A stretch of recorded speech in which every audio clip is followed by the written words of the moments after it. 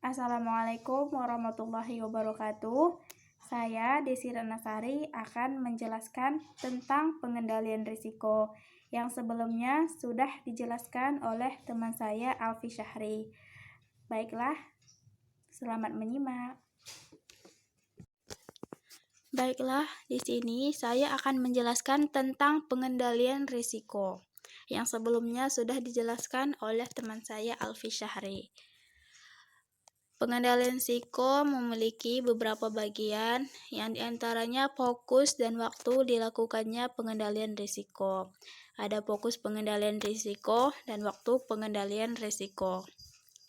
Fokus pengendalian risiko bisa difokuskan pada usaha mengurangi probability munculnya risiko dan mengurangi keseriusan konsekuensi risiko tersebut. Kemudian waktu pengendalian risiko. Dari sisi timing, pengendalian risiko bisa dilakukan sebelum, selama, dan sesudah risiko terjadi. Contohnya, perusahaan bisa melakukan training untuk karyawannya mengenai peraturan, prosedur, dan teknik untuk menghindari kecelakaan kerja. Karena aktivitas tersebut dilakukan sebelum terjadinya kecelakaan kerja, maka aktivitas tersebut merupakan aktivitas sebelum risiko terjadi. Kemudian ada lingkungan pengendalian risiko.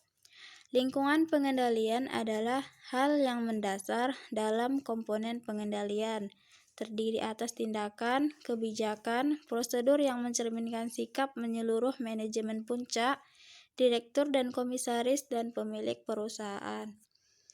Penetapan risiko pengendalian merupakan proses penilaian tentang efektivitas rancangan dan pengoperasian kebijakan dan prosedur struktur pengendalian intern suatu perusahaan dalam mencegah mendeteksi salah saji dalam laporan keuangan. Dalam penetapan risiko pengendalian untuk suatu asersi, auditor perlu melakukan beberapa hal. Di antaranya, mempertimbangkan pengetahuan yang diperoleh, mengidentifikasi salah saji material, identifikasi pengendalian yang diperlukan, dan yang terakhir melakukan pengujian pengendalian. Kemudian pendekatan pengendalian risiko. Pendekatan pengendalian risiko ada 6. Yang pertama menghindari risiko, yang kedua pemindahan risiko, yang ketiga mengendalikan risiko, yang keempat analisa kerugian dan analisa hazard, yang kelima menentukan kelayakan ekonomi, dan yang terakhir pemisahan risiko. Yang pertama menghindari risiko. Salah satu cara mengendalikan suatu risiko murni adalah menghindari harta, orang, atau kegiatan dari exposure terhadap risiko dengan jalan menolak memiliki, menerima atau melaksanakan kegiatan itu walaupun hanya untuk sementara, menyerahkan kembali risiko yang terlanjur diterima, atau segera menghentikan kegiatan begitu kemudian diketahui mengandung risiko. Jadi menghindari risiko berarti menghilangkan risiko itu. Kemudian yang kedua mengendalikan risiko. Mengendalikan risiko atau kerugian dijalankan dengan merendahkan chance untuk terjadinya kerugian. Kemudian mengurangi keparahan jika kerugian itu memang terjadi. Kedua tindakan itu dapat diklasifikasikan dalam berbagai cara, di antaranya tindakan pencegahan kerugian dan tindakan pengurangan kerugian, menurut sebab kejadian yang akan dikontrol. Kemudian menurut lokasi daripada kondisi-kondisi yang akan dikontrol, dan yang terakhir menurut timingnya. Kemudian yang ketiga analisa kerugian dan analisa hazard.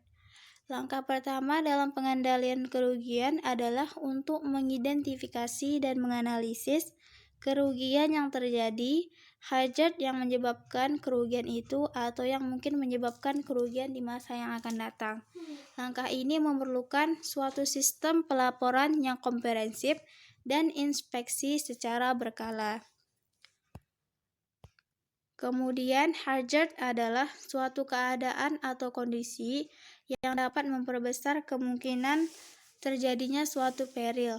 Hazard menimbulkan kondisi yang kondusif terhadap bencana yang menimbulkan kerugian, dan kerugian adalah penyimpangan yang tidak diharapkan.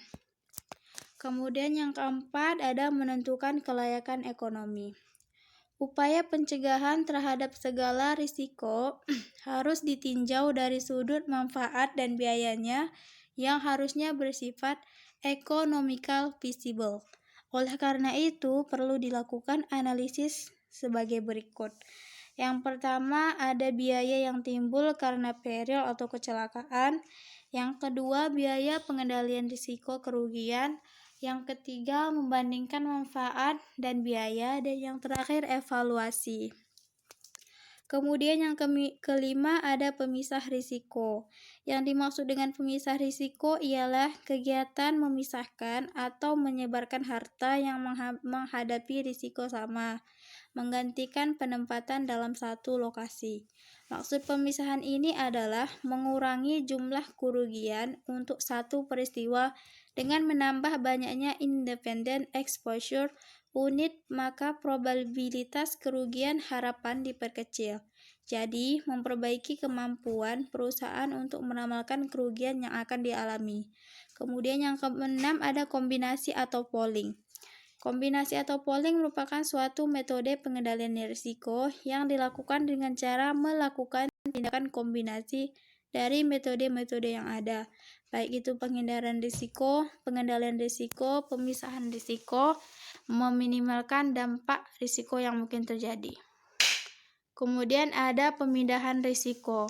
Memindahkan atau mentransfer risiko terjadi apabila seseorang mengalami kerugian di mana akibat keuangan dari kerugian tersebut sebagian atau seluruhnya ditanggung oleh orang lain. Alasan memindahkan risiko. Yang pertama, kerugian yang terjadi diperkirakan terlalu besar untuk ditanggung sendiri dan atau menghambat tercapainya tujuan perusahaan.